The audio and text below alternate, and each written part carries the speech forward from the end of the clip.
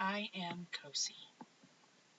My mother passed HIV to me at birth, but she was determined to find help for me. As a baby, we moved around a lot, and the places we lived were all very dirty, which was not good for my health. We were very poor and did not have access to clean water most of the time, and food was often scarce. After hearing about a shelter called the Guest House, my mommy took me there so they could care for me. I was 2 years old at the time. That is when my life changed forever.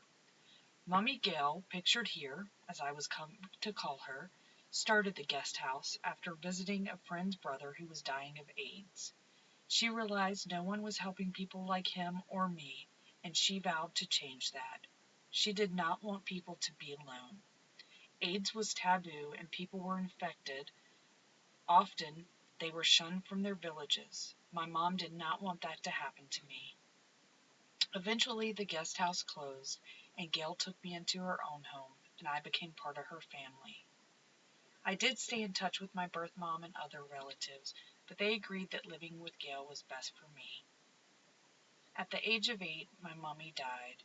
It was very upsetting, and I know that I too will die because of my funny blood. My government doesn't acknowledge or do anything to stop the spread of disease. I have been to many conferences and spoken at many places about my life and how this has impacted me and how important it is to help people like me.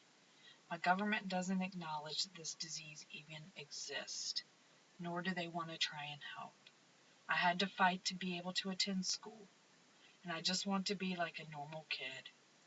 I know my ultimate fate, but while I'm here, my goal is to educate others and keep fighting. Mommy Gail and I made a pact that we would always fight together, and we did. We were able to raise funds to open a safe haven, similar to the guest house, but it's my namesake. This one is focused on women and their children that are infected with AIDS or HIV. It gives them a safe and clean place to go. I volunteered there and read to the other kids. Mommy Gail wanted to expand it and open more places, and I did too. We wanted people to have a place to go so they didn't have to move when they were evicted from their homes because they have the funny blood.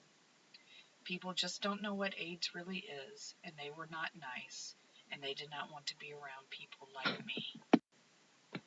We are all the same. We are not different from one another. We all belong to one family. We love and we laugh. We hurt and we cry. We live